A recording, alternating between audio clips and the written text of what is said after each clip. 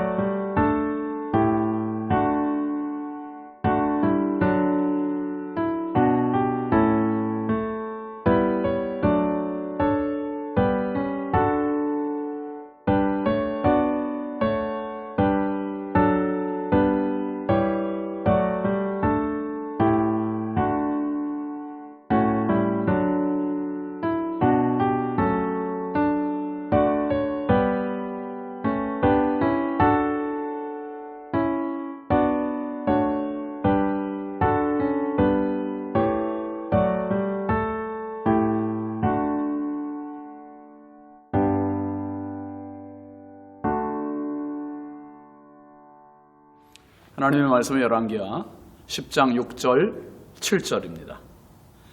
예후가 다시 그들에게 편지를 붙이니 일러스되 만일 너희가 내 편이 되어 내 말을 너희가 들으려거든 너희 주의 아들 된 사람들의 머리를 가지고 내일 이맘때에 이스라엘에 이르러 내게 나오라 하였더라.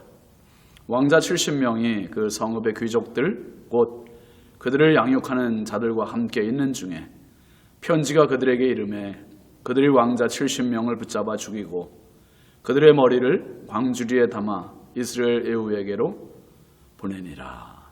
아멘. 오늘 말씀 제목은 두 번째 편지입니다. 두 번째 편지. 여러분, 우리말에 3세번이라는 말이 있잖아요.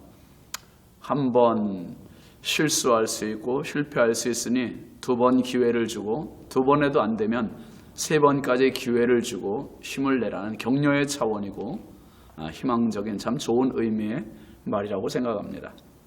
그런데 이 3세번이 통하는 데가 있고 통하지 않는 데가 있어요. 축구 경기 같은 경우는 3세번이 안 통하죠. 심한 반칙을 하게 되면 경고를 줘요. 경고, 옐로 카드. 그런데 그게 너무 심하면 그냥 곧바로 퇴장도 되지만 두 번의 기회를 안 주죠.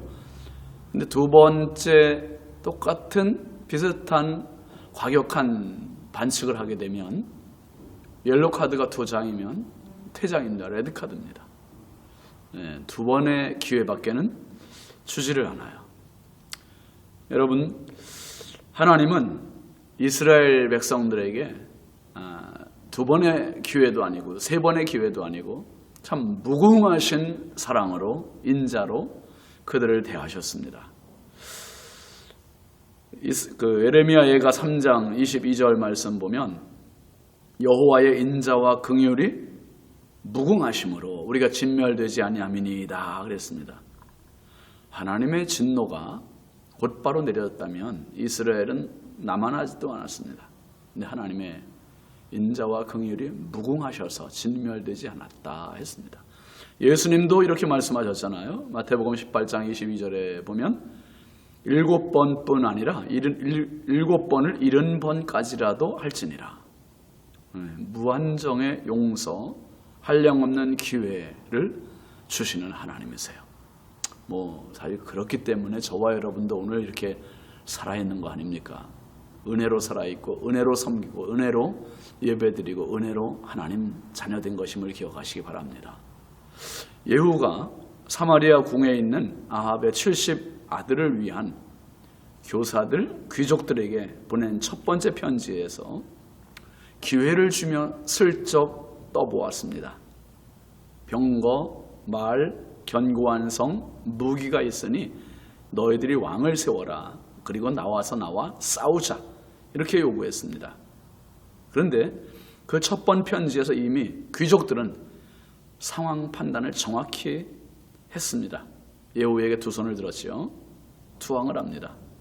예후가 말하는 모든 것을 다 이행하겠다고 하면서 우린 누구도 왕을 세우지도 않고 당신과 싸우지도 않겠습니다. 그렇게 얘기해요. 그러자 이제 예후가 그 편지를 받고 두 번째 편지를 보내는 게 오늘 본문의 이야기입니다. 이제 모든 상황이 정리가 된 거죠. 예후는 북이스라엘의 왕 아합의 아들 요람을 죽였습니다. 그의 사돈이며 남유다의 왕이었던 아하시아도 죽였습니다. 그리고 악에 죽였던 아합의 아내 왕비 이세벨, 요람의 어머니인 그 이세벨도 죽였습니다. 거침이 없습니다. 누구도 이 질풍노도와 같은 예후의 앞을 막아설 수 없습니다. 이제 예후의 세상이 된 것입니다. 오늘 본문 6절 보면 예후가 다시 그들에게 편지를 붙이니 일러스되 만일 너희가 내 편이 되어 내 말을 너희가 들으려거든 너희 주의 아들 된 사람들의 머리를 가지고 내일 이맘때에 이스라엘에 이르러 내게 나오라 하였더라. 왕자 70명이 그 성읍의 귀족들 곧 그들을 양육하는 자들과 함께 있는 중에 이제 예후는 두 번째 편지를 마음 놓고 띄웁니다. 그 내용은 한마디로 숙청입니다. 숙청. 아합의 아들 70명, 이 왕자 70명에 대한 대대적인 숙청을 너희들이 해라 하고 귀족들에게 편지를 보냈습니다. 예후의 편이 된다는 증거로 이 왕자 70명의 머리를 요구하고 있습니다. 이제 이 귀족들 입장에서는 물러설 수 없는 결단을 요구받고 있는 것입니다. 그런데 그 편지가 도착했을 때 귀족들은 이 왕자 70명과 함께 있었고 그리고 이 아합의 아들들 왕자 70명은 지금 모두가 사색이 되어 있었을 겁니다. 7절 보시면 편지가 그들에게 이르매 그들이 왕자 70명을 붙잡아 죽이고 그들의 머리를 광주리에 담아 이스라엘 예후에게로 보내니라 했습니다. 귀족들은 왕자 70명을 죽였습니다. 그리고 그들의 머리를 예후에게 보냈습니다. 예후의 요구가 어떻게 보면 너무 잔인해 보이지만 고대에는 반란을 방지하기 위해 전 왕의 후손들을 말살하는 것이 당연하게 받아들여지던 시대입니다. 그리고 예후의 요구는 우상 숭배자들에 대한 하나님의 거룩한 진노, 심판을 대변해주는 행위입니다. 귀족들에게 있어서 예후의 두 번째 편지는 결단을 해야만 하는 마지막 통보였습니다. 그들은 아합의 가문도 버려야 하고 우상 숭배도 버려야 했습니다. 우리에게 주어진 하나님의 두 번째 편지가 있습니다. 구약이 첫 번째 편지라면 신약은 두 번째 편지입니다. 구약은 오실 메시아에 대한 예고인 반면 신약은 오신 메시아, 즉 예수님에 대한 기록입니다. 세 번의 기회는 없습니다. 예수를 믿고 구원을 받든지 아니면 영원한 형벌로 멸망을 자초하든지 두 번째 성경인 편지인 신약을 우리가 갖고 있다는 것은 축복입니다. 주님 나라가는 그날까지 이 두 번째 편지 예수님이 담겨진 신약을 마음껏 읽고 묵상하고 사랑해서 평생 이 편지 때문에 행복하고 승리하는 저와 여러분 되길 바랍니다.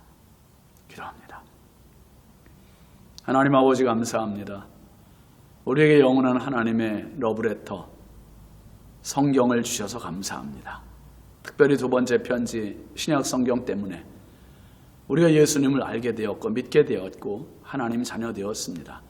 성경을 더 사랑하고 성경 중심의 삶을 살아가도록 인도하여 주옵소서.